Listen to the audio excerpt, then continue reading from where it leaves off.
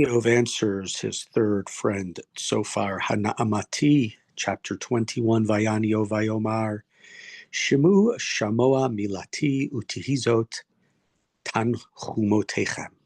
Listen to what I have to say. Listen to my words, and let this be your nichama, your consolation. Sa'uni v'anochi adaber v'achar dabri tal'ig. So listen to me. Bear with me while I speak, and after I've spoken, you may mock me, but at least let me say my piece. Anochi la'adam sichi v'im madua lo tiksa ruchi is my complaint directed towards man. Why should I not lose my patience? Right? Just give me my chance. Penu elai v'hashamu v'simu yad alpeh. So look at me and be shocked, be appalled, and put your hand over your mouth because you're so shocked by what is said by looking at me. V'im zacharti v'nivhalti v'achaz bisari palatzut. When I think of it, I am terrified. My body is seized with terror, is shuddered, right? When I think of this idea of the wicked, is what he's referring to. Madua Rishaim, as he refers here in Pasuk Zayin, Yichyu Atku Gam Gavru Chayil. Why do the wicked live? Not just live, but Atku V'Gam Gavru Chayil, but they prosper and they get wealthy. They get successful. In verse 8, Zaram Nachon Lifnehem Imam V'Tzetzohehem Le'enehem. Their children are with them always, and they see their children's children. Batehem Shalom Mipachad V'Lo Shevet Eloah Alehem. Their homes are secure. There's no pachad, there's no fear, there's no worry. They don't feel the shevet, the rod, the staff of God upon them.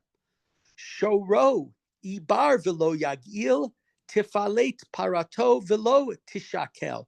Their bull breeds, doesn't fail. Their cow calves, it never miscarries.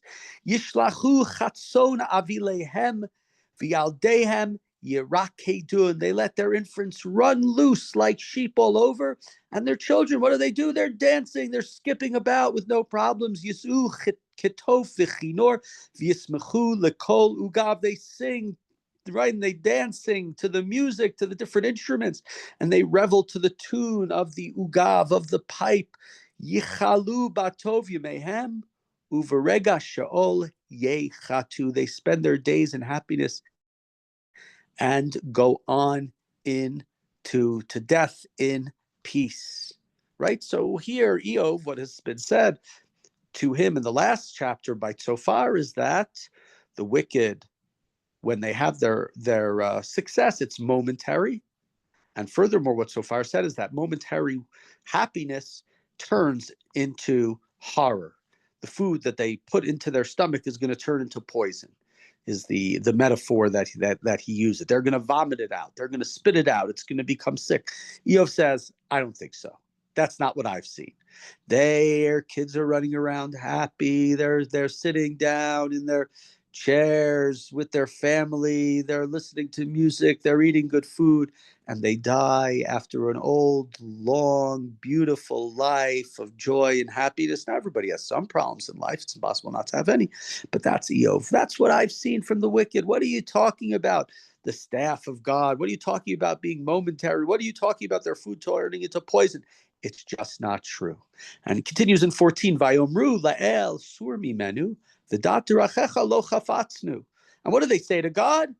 Sur, go away.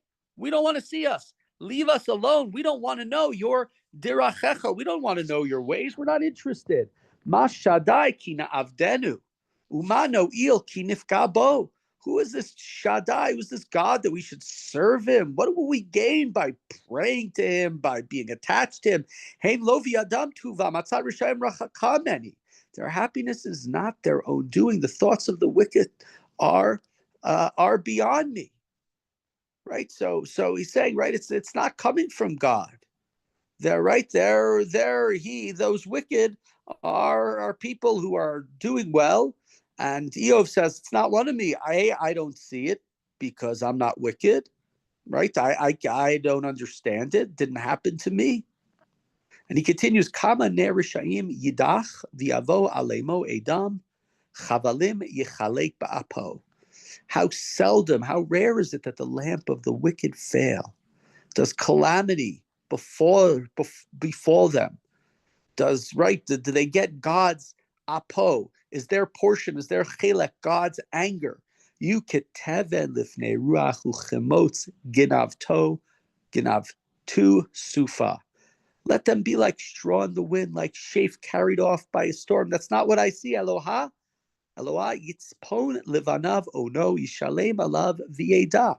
But what are you going to say?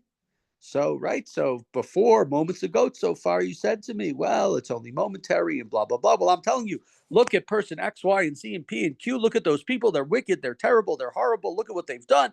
Look at their fraudulent behavior. And here they are, and they're sitting there enjoying happy life, right? So, A, you're wrong with when you said that it's only momentary, that it's only a blip. It's something that is like a passing wind, right? It's like a dream that you don't see, but that's not the case. And what is your next argument going to be here?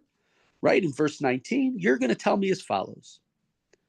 God is reserving the punishment for their children, right?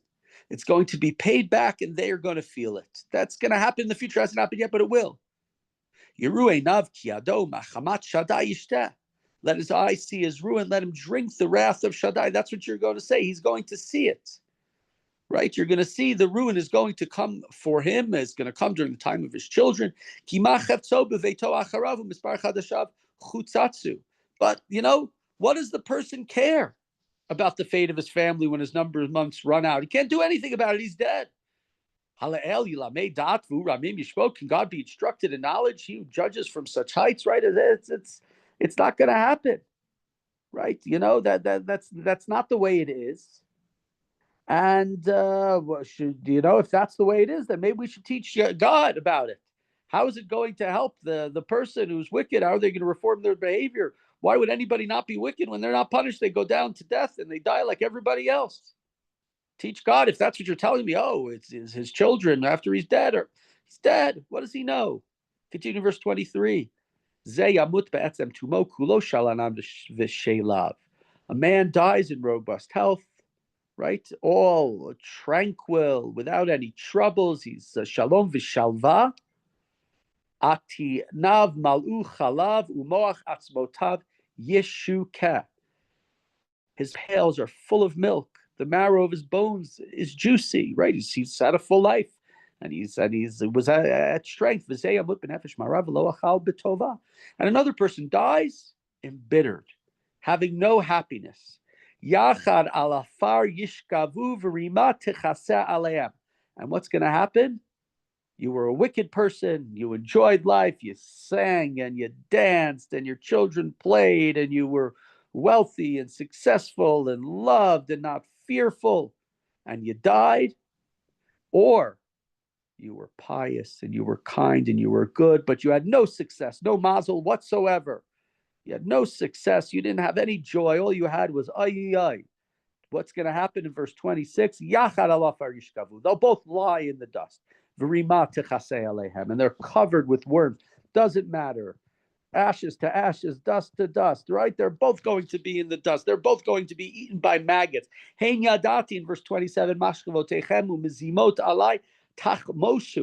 if I know your thoughts and the tactics you will devise against me, right? Right? You think I don't understand about it, about your ideas of justice. You will say, where's the house of the great man, and where the tent in which the wicked dwell? You must have consulted with people who were traveling, who could not deny their evidence. For the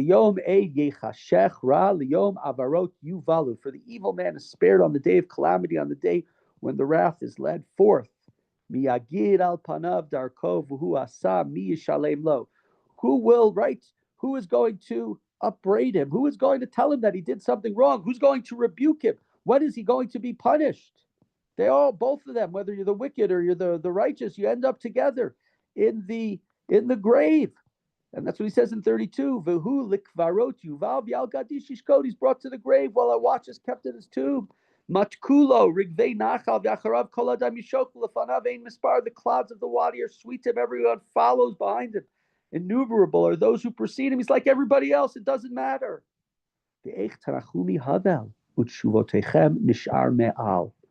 Why then do you offer me empty consolation, or your replies only, right? Only the perfidy remains. That's what he says to them. He's saying to them there, and seemingly what's not 100% clear from the words, presumably the meaning in the second half of this verse is another classical answer. Iyov said to him, you said to me that the wicked suffer, that it's only in moments of success. Look at APZ, DRQ, look at all those people. They're having lots of success, lots of joy, lots of happiness in life. There's no fear, there's no worry that God's going to strike them down. So that you were wrong. And perhaps you'll say, oh, it's going to happen in the future. Their children will be punished. Oh, they're going to be punished in the world to come, is what he said. Iyov doesn't believe that. Iyov says, doesn't matter if you were wicked, doesn't matter if you were righteous, you end up in the grave together. You'll be in the dirt, you're going to be eaten by the maggots, and nothing's going to happen. So don't give me this idea, which is not as much a biblical idea, it's more a rabbinic idea, that schar mitzvah b'hai alma leka, that there's no reward and punishment in this world, that God is reserving the punishment for the person in the next world. That's not what happens. It doesn't matter, as he said there in 23 and 24 and 25, a person dies in robust health and tranquility, right? Doesn't matter if his pails are full of milk, right? He's had a great life, or somebody died embittered with no happiness, as he says in summarizing in 26, they both lie in the dust and are covered with worms. Iyov doesn't believe, author of this book seemingly doesn't believe in this idea of in the next world is where punishment or reward will happen, as the rabbis say in the Gemara in certain places, with schar mitzvah al maleka, that punishment is going to come in the next world, that eventually those who are wicked, they might have escaped it in this world, but look what they have waiting for them. Or the righteous who did not get their due reward, look what they have waiting for them in Olam Haba. Iyov does not agree with this, and Iyov says to his friends, don't give me your consolation. I don't believe it. I don't agree with it. I don't see it, and it's not true. And it's just another, but Iyov says to them, you want to tell me something, you can tell me something honest. But if you're going to try to tell me, you're going to try to console me that I should return to God, like the wicked person says, let God stay away from me. I don't need to know of you. I should have done the same thing.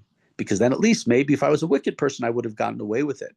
But here I was, a righteous, a good individual. Did I make mistakes? Everybody makes mistakes. But lo, boy, oh my, have I suffered. Suffered terribly, and suffered because reward and punishment, as you know it, as you were explaining to me, is just not true.